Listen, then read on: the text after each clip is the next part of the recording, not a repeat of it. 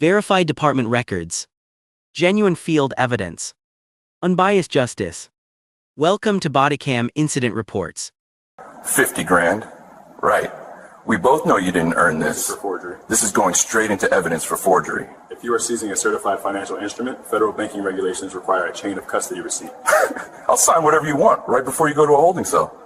The first Sterling Bank branch in the Oak Brook suburb was designed to project absolute financial security and quiet wealth. There was no chaotic line of people cashing weekly paychecks. The interior was a cavernous space of dark mahogany paneling, thick, sound-dampening carpets, and heavy bullet-resistant glass separating the tellers from the lobby. At 10:15 a.m. on a Tuesday, the loudest sound in the room was the soft, rhythmic hum of a currency counter in the back office. Gary White pushed through the heavy glass double doors. At 42 years old, Gary was the founder and sole owner of White Commercial Development, a logistics and construction firm that managed multi-million-dollar municipal contracts. He had just finished an intense 90-minute session at the private athletic club down the street. He was dressed in a fitted jet black athletic tracksuit. It featured no flashy designer logos, but the high-grade performance fabric draped cleanly over his broad shoulders. He carried no briefcase, he carried no paperwork. He simply held a slim black leather card holder and a folded piece of heavy stock, watermarked paper. Gary bypassed the empty waiting area and walked directly to teller station 3. Before we continue, hit that like and subscribe if you believe in real accountability, and let me know in the comments. What city are you watching from today? Ashley, a teller in her mid-20s wearing a sharply pressed white blouse and a First Sterling name tag, stood behind the counter. She looked up from her monitor and offered a tight, mandated corporate smile. "Good morning," Ashley said, her tone perfectly rehearsed. "How can I help you today?" Gary reached the marble counter. He deliberately placed 3 items flat on the polished stone: his state-issued driver's license, his heavy metal First Sterling Platinum corporate debit card, and a certified cashier's check. The check was made out to White Commercial Development, LLC. The amount printed clearly in the center box was $50,000. "Morning," Gary replied, his deep baritone carrying easily through the cutout in the glass. "Deposit the full amount into the primary operating account, please. No cash back." Ashley looked down at the marble counter. Her eyes instantly bypassed the platinum corporate card and locked onto the heavy black numbers printed on the check. $50,000. Then, she looked back up at the man standing in front of her. She saw a black man wearing athletic sweatpants and a hoodie. In a fraction of a second, her confirmation bias completely hijacked her professional training. Standard operating procedure for any transaction at First Sterling dictated that the teller immediately swipe the customer's debit card. That single mechanical action would have instantly pulled up Gary's corporate profile on her screen. It would have displayed a 7-figure commercial account, history spanning 8 years. It would have flagged his profile with a bright gold VIP client indicator. Ashley did not swipe the card. She didn't even touch it. Instead, she reached out and picked up the check by its very edges, as if the paper itself were contaminated. She held it up toward the recessed lighting in the ceiling, her eyes narrowing as she scrutinized the microprinting and the security thread. Her hands were trembling slightly. "Mr. White," Ashley said. The mandated corporate smile was gone, replaced by a rigid mask of suspicion. "What exactly is the origin of this instrument?" It was a highly inappropriate question for a standard deposit of a pre-cleared, certified cashier's check. Gary recognized the shift instantly. As a CEO who managed a payroll for 80 union contractors, he had spent decades navigating boardrooms and banks. He knew exactly what her rigid posture and elevated pitch meant. It was prejudice masking itself as bank policy. He did not sigh, he did not roll his eyes. He did not raise his voice to defend his success. "It is a scheduled milestone payout from a general contractor for a commercial framing project," Gary stated, his voice remaining perfectly flat and measured. He tapped his index finger once on the glass. "The account routing number is on the platinum card. The issuing bank's contact information is printed directly beneath the authorization signature if you feel the need to call and clear the hold." Ashley lowered the check. She looked at her computer screen, her fingers hovering over the keyboard without actually striking a single key. She was not typing his account number. Our verification system is running a bit slow this morning, Ashley lied smoothly, her eyes darting nervously toward the lobby doors. I'm going to have to run this through our back-office fraud prevention software. It will just be a few minutes. Please wait right there. Gary knew the bank's internal network wasn't slow. He knew exactly what a back-office fraud check meant when a teller actively refused to swipe the client's account card first. He didn't argue. He didn't demand to see a manager. He simply nodded once. "Take your time," Gary said. He took a half step back from the counter, pulled his smartphone from his tracksuit pocket, and began calmly scrolling through his morning emails. He was utterly unbothered, perfectly willing to let her make a catastrophic procedural error. Beneath the heavy mahogany desk, entirely out of sight of the lobby security cameras, Ashley reached her left hand down. She bypassed the standard intercom button used to summon the branch manager. Instead, she pressed her thumb hard against the silent duress alarm, hardwiring a priority dispatch directly to the local police department for a suspected financial forgery in progress. 4 minutes passed in absolute silence. Gary White stood patiently at teller station 3. He did not check his watch. He did not shift his weight nervously or tap his foot against the floorboards. He simply pulled his smartphone from his pocket and began drafting a supply chain logistics email to his site manager, his thumbs moving rhythmically across the screen. He exhibited zero signs of the autonomic nervous system stress typically associated with a criminal attempting to pass fraudulent documents. The heavy glass double doors of the First Sterling branch swung open. Officer Tom Ryan stepped onto the thick sound-dampening carpet. He was responding to a silent panic alarm, a priority dispatch code typically reserved for active armed robberies or severe immediate threats. His right hand rested casually on his duty belt, his eyes immediately sweeping the quiet, upscale lobby. He saw no weapons. He saw no screaming customers. He saw Ashley standing rigid behind the bullet-resistant glass. Ryan caught her eye. Ashley gave a short, sharp nod toward the man standing at her window. She mouthed 2 words through the thick glass. "Fake check." Ryan looked at the man's broad shoulders and the black athletic tracksuit. In a wealthy suburban bank where the average client wore a tailored suit or country club casual, the visual contrast was all the confirmation Ryan needed. He didn't bother approaching the glass to ask the teller for a situation report. He bypassed the investigative phase entirely, moving straight for the suspect. Ryan walked up directly behind Gary, intentionally violating the businessman's personal space. Without a single word of introduction, Ryan reached his arm past Gary's shoulder. He picked up the heavy stock cashier's check and the state driver's license resting on the polished marble counter. He completely ignored the heavy, brushed metal First Sterling Platinum corporate card sitting right next to them. Gary stopped typing on his phone. He slowly turned his head, looking over his shoulder at the patrolman holding his financial documents. Ryan looked down at the check. He read the printed amount. A slow, condescending smirk spread across his face. "50 grand?" Ryan asked. His voice was loud, carrying easily across the quiet bank lobby, intentionally drawing the attention of the 2 other customers seated in the waiting area. "You walk in here in sweatpants trying to cash 50 grand?" Gary turned fully around to face the officer. He pocketed his phone. He did not adopt a defensive posture. He stood with his hands resting loosely at his sides. "I am depositing a certified cashier's check into my business account," Gary stated. His deep baritone voice was entirely devoid of intimidation or fear. "If you look at the platinum corporate debit card still sitting on the counter, officer, you will see my company's name matches the payee on that check." Ryan didn't even glance down at the marble counter.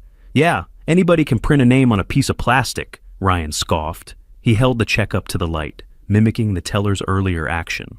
"We both know you didn't earn this, buddy. You think you're the first guy to drive out to the suburbs to try and pass bad paper? Who gave you this? Did you print it at home, or are you washing it for somebody else?" Gary looked at the officer's badge, reading the name etched into the silver metal. "Officer Ryan," Gary said smoothly, "I am not answering any interrogatory questions regarding my company's finances without my corporate counsel present. You are currently holding a certified financial instrument belonging to White Commercial Development. Hand it back to the teller so she can complete the deposit, or hand it back to me." The calm, authoritative legal refusal hit Ryan's ego like a physical strike. Suspects in tracksuits were supposed to stutter, make excuses, or try to run. They were not supposed to cite corporate counsel and issue commands. Ryan's smirk vanished, replaced by a hard, aggressive glare. "You don't give orders here," Ryan snapped, his voice dropping an octave into a harsh, flat command. "This check isn't going into any account, and it's not going back to you. It's evidence of a felony forgery." Ryan deliberately folded the heavy stock cashier's check sharply in half. He slid it directly into the breast pocket of his dark navy uniform shirt, buttoning the flap closed. The officer took a slow, deliberate half-step forward, completely eliminating the remaining space between them. He unclasped the leather pouch on his duty belt. The metallic clink of the steel handcuffs echoed sharply in the quiet bank. Ryan grabbed Gary's left bicep with a heavy, forceful grip. "Put your hands behind your back," Ryan ordered, pulling the businessman's arm toward the center of his spine. "You're under arrest for forgery. You have the right to remain silent. I highly suggest you start using it." Gary yielded immediately to the pressure on his arm. He did not pull away. He did not tense his shoulders or plant his feet against the polished marble floor. As the CEO of a commercial firm operating under strict compliance laws, Gary understood power dynamics better than the patrolman arresting him. Physical resistance in a bank lobby only validated the officer's escalation.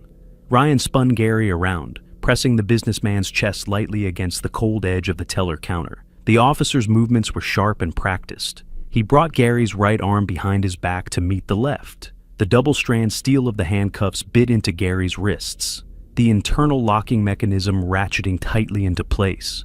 The metallic echo carried through the cavernous mahogany interior of the First Sterling branch. The two older customers seated in the waiting area slowly lowered their magazines, staring openly at teller station 3 with a mix of alarm and validating judgment. Behind the bullet-resistant glass, Ashley stood completely frozen. Her hands remained pressed flat against her keyboard. She had triggered the silent duress alarm, expecting the police to arrive, ask a few questions, and quietly escort a scammer out the door. Seeing a man physically restrained against her counter over a routine deposit made her breath catch in her throat. "All right, tough guy," Ryan muttered, stepping back slightly but keeping a firm, controlling grip on the steel chain between Gary's wrists. The officer patted the breast pocket of his dark navy uniform shirt, where the sharply folded cashier's check now rested securely against his chest. $50,000 of fraudulent paper, off the street, Ryan stated, his voice loud enough for the lobby to hear. "You have the right to remain silent. Anything you say can and will be used against you in a court of law. You have the right to an attorney." Ryan recited the Miranda warning with the bored, rote cadence of a man who had said the words 1,000 times to corner store shoplifters. He was entirely blind to the catastrophic procedural error he had just committed. He hadn't run Gary's name through the dispatch terminal, nor had he asked the teller to verify the check's routing number. He had simply confiscated a certified financial instrument, a legally binding promise of payment, and shoved it into his pocket, treating it exactly like a bag of illicit narcotics. Gary stood up straight, his chest pulling away from the marble counter. He ignored the dull ache in his shoulders from the unnatural angle of his arms. He looked past the reflection in the bullet-resistant glass and locked his dark eyes directly onto Ashley. She flinched under his gaze. The mask of the polite corporate employee had entirely collapsed into wide-eyed panic.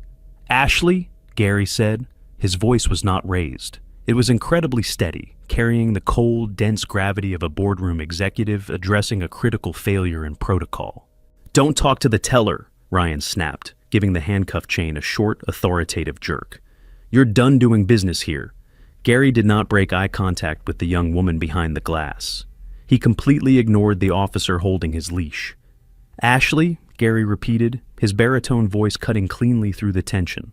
"The officer has just seized a $50,000 certified financial instrument made payable to my corporation. Under federal banking regulations and your own internal First Sterling compliance policy, you cannot allow seized funds to leave this counter without a documented paper trail."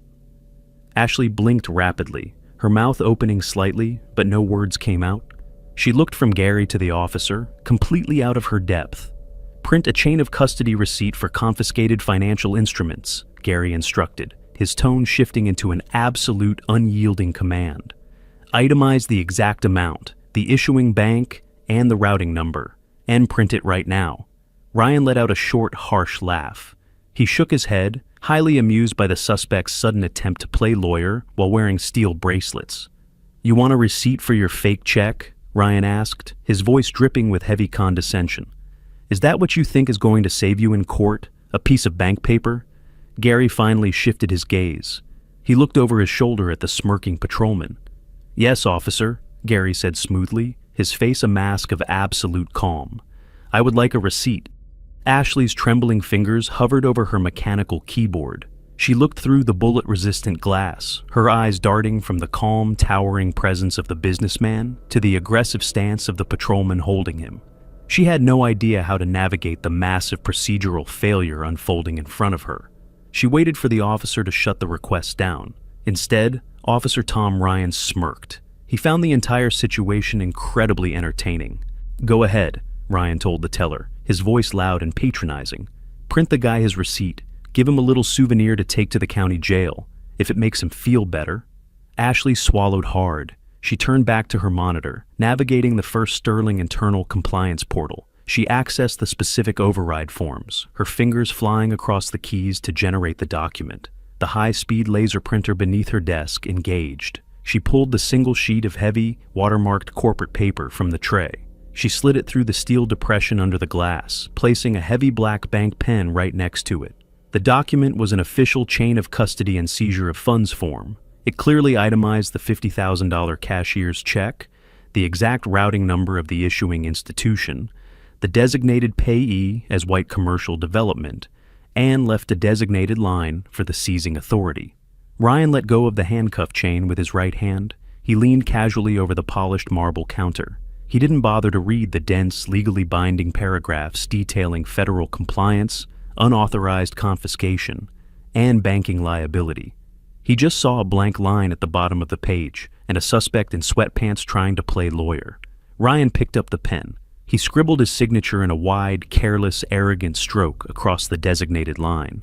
He printed his badge number directly beneath it, capped the pen, and tossed it back into the metal tray. "There you go, buddy," Ryan said, tapping the signed paper with his index finger. "Official police business? Now let's walk." Gary looked down at the blue ink drying on the heavy paper. The loop was entirely closed. Officer Ryan had not just acted on a prejudiced assumption. He had just voluntarily, permanently, and legally documented his own warrantless seizure of legitimate corporate funds, explicitly overriding federal banking protocols with his own signature. Gary did not step away from the counter. He stood his ground, waiting for the final variable to fall into place. The heavy, solid mahogany door at the rear of the lobby, the entrance to the executive offices, opened. David Miller, the First Sterling branch manager, stepped out into the main public area. He wore a meticulously tailored navy suit and held a leather portfolio under his arm. He was reviewing a quarterly earnings report on his tablet, walking blindly toward the front desk. He looked up toward teller station 3. Miller stopped dead in his tracks.